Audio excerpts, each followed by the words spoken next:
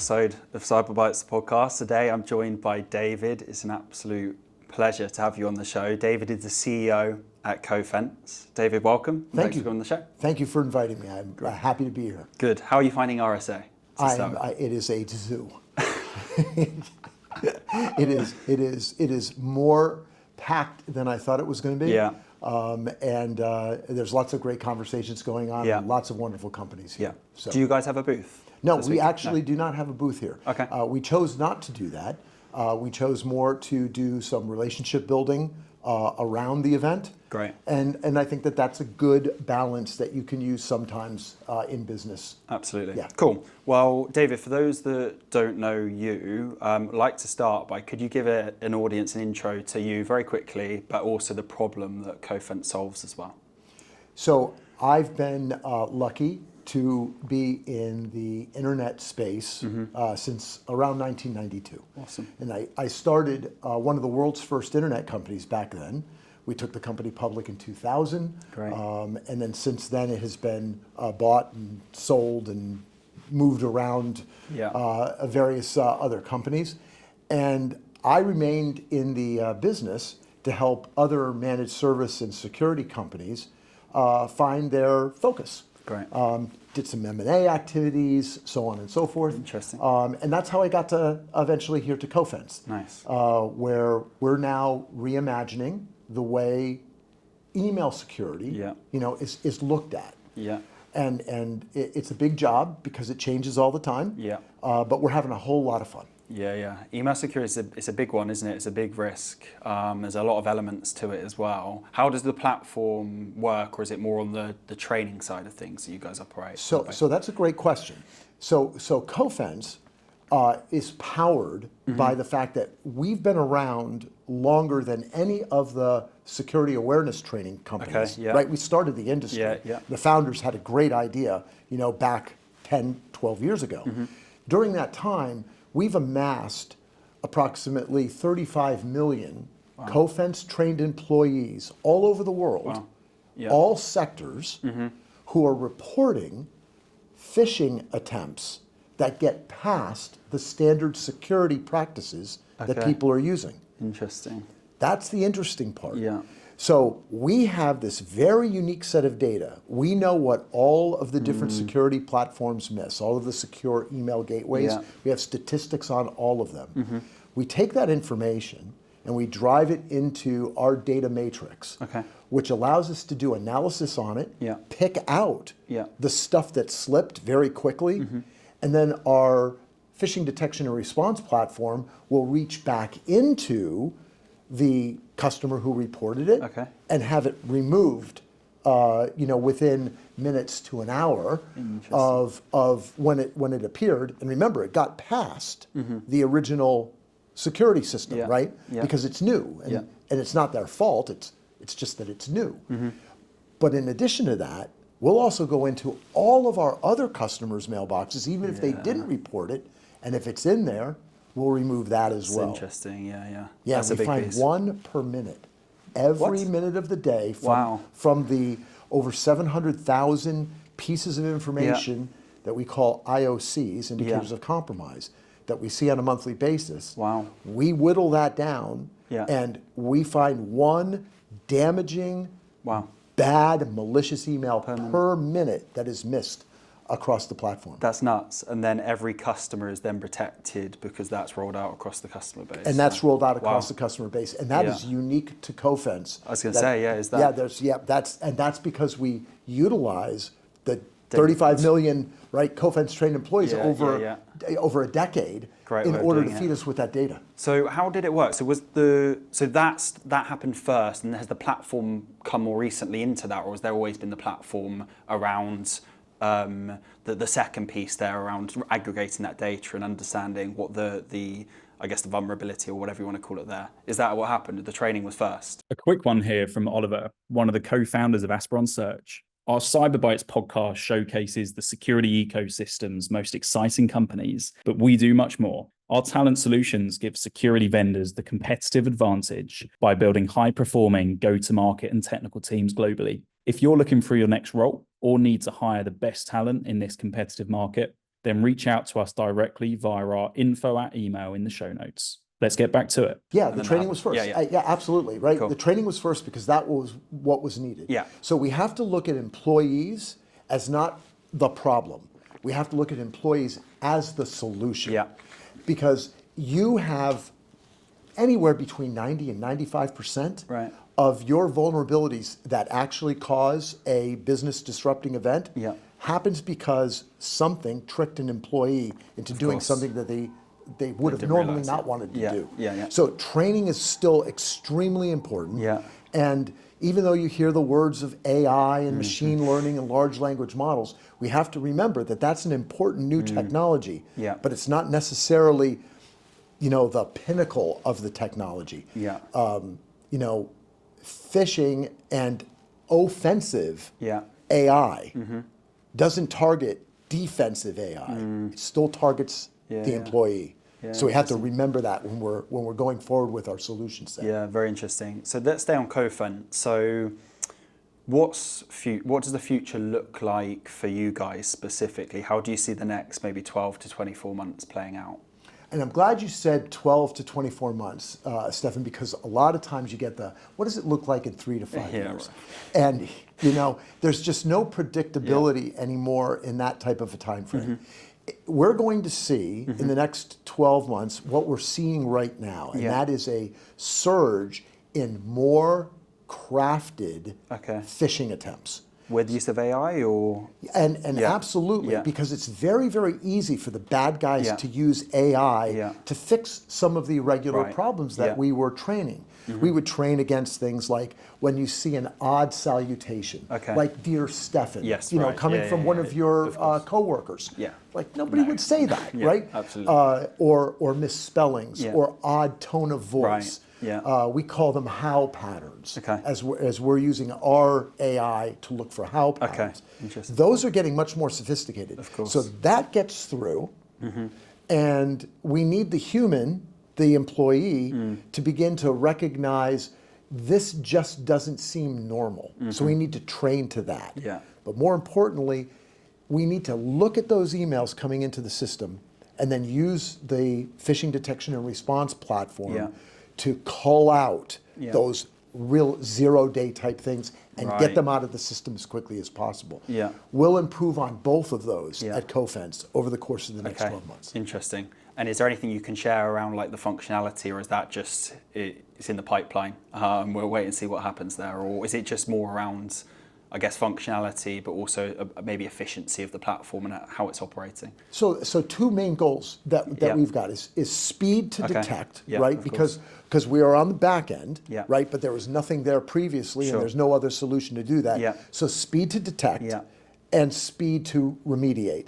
That's number one from a technical standpoint. And you can do a lot with programmatic code. You can do a lot with AI and all of that. And we're working on that and have been for 3 years working on our models. The second thing is that we need to continue to reinforce to the business community that your employee is not going to be replaced by technology. You still have to invest.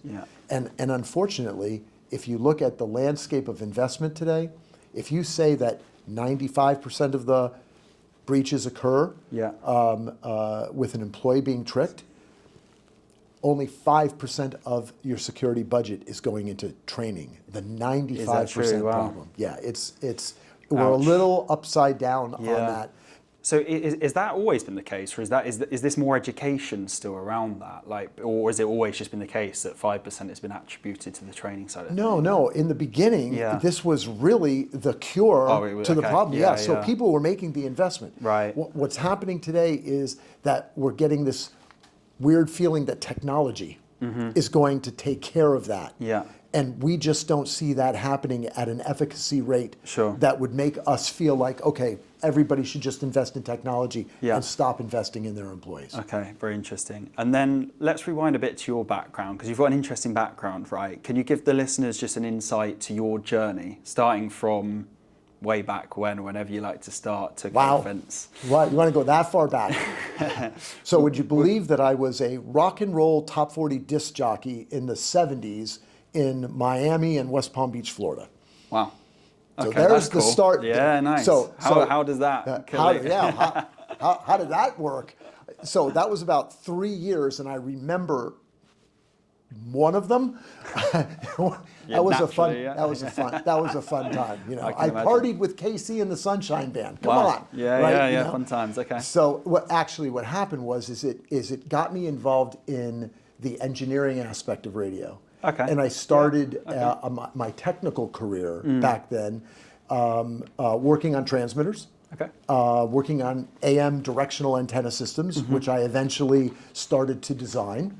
Interesting. And then I got into computers because I could design these antenna systems quicker if I wrote the math on computers, and other people weren't doing that. Yeah. Gave me a little bit of an advantage. Nice. And that got me sort of more and more into computers and how they connect with one another and so on and so forth, which led to the introduction of Fastnet, which was one of the world's first ISPs. And I'll tell you, you think, wow, you really had your smarts on. And I said, no, I was just lucky. Lucky, really, I was at the right time, at the right place, and I knew nothing. And that was that had an acquisition involved to that. After, yes, that went. We took it public in 2000. Oh, wow. Awesome. The U.S. had the collapse of the .com bubble. Everybody got all messed up in that. Yeah. Fastnet sold and went through a number of machinations to get to it's a part of another company today. I don't know exactly where it's at, but very interesting. Yeah. And luck. Right place, right time. Yeah. It's luck. You've got to learn. There's no school for this. Yeah. And so you're a multi-time CEO, right? You've been there. You've been through a lot. Yeah. What piece of advice would you maybe give to, I don't know, a budding entrepreneur or anyone? Yeah. Is there a story you can share or a piece of advice that you can give? Can I tell you a story? Please do. Yes. So I look at this as one of the pivotal points in my career. Okay. I was running the company at the time, and we were about 2 years old, and we were doing really, really well. Okay. And I had an opportunity to meet a very influential person in my life who was Lee Iacocca. Now, some people will know Lee Iacocca from Chrysler and Ford. Right. He's the father of the Mustang. Right. He went to Congress and borrowed money.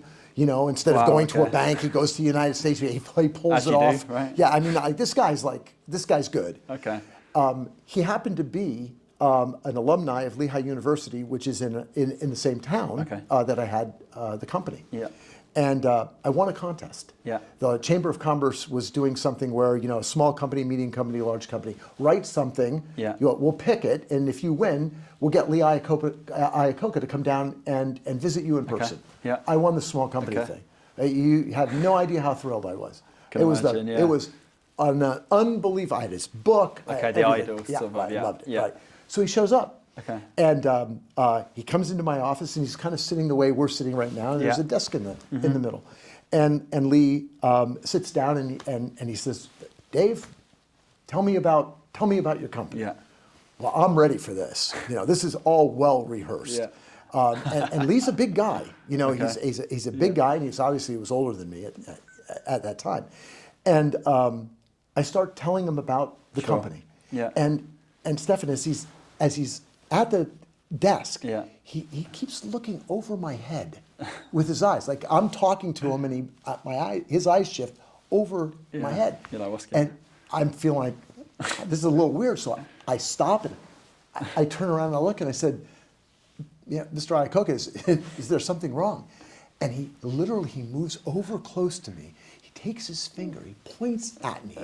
And in like the best grandpa voice that you would ever hear, scary grandpa, he says, "Take down that bleeping sign."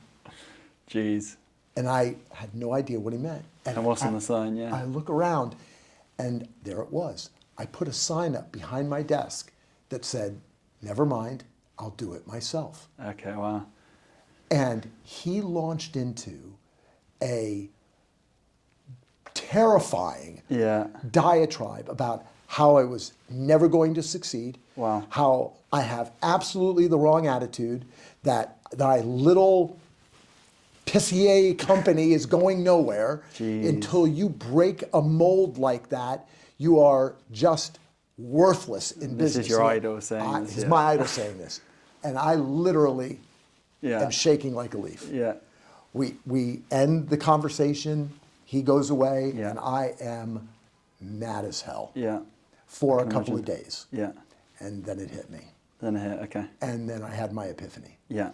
And it taught me that surrounding yourself with people who are far smarter than you doing those jobs is critically important, and that you should allow people to make mistakes that would not be necessarily totally impactful. I use the theory of, if I see somebody standing in a bathtub full of water holding a toaster and it's plugged in, I'm going to intervene, sure. right? But if the toaster's not plugged in, go ahead, drop it, let it hit your feet. This whole message was extremely impactful to me, and I've met lots and lots of people who, when I've told that story, they have that same kind of epiphany. But that's my number one. Yeah, I think that's great advice. Great advice. Well, look, we'll wrap this up, Dave. It's been an absolute pleasure. Thank you for sharing that story. Just before we do, is there any plugs, anything else you want to share on the podcast? No, I first of all, I've listened to a few of the episodes in preparation for this. I think you guys are doing a fabulous job. It's very entertaining. Good. And I'm going to make sure that I let other people know that they should take a listen as well. And to this episode and that story. Yeah, and to this episode and possibly that story. But I really much appreciate your time. Yeah, you're welcome. David, thanks for coming on. Pleasure. Thank you. If you are still listening, thanks for hanging in there, and I hope you enjoyed this special RSA episode. If you did, then please hit the like and subscribe button, and of course share this with your colleagues and friends. If you are a candidate looking for your next role within cybersecurity, or a hiring manager looking to build out your technical or go-to-market teams, then please reach out to me directly on LinkedIn or via email. See you soon.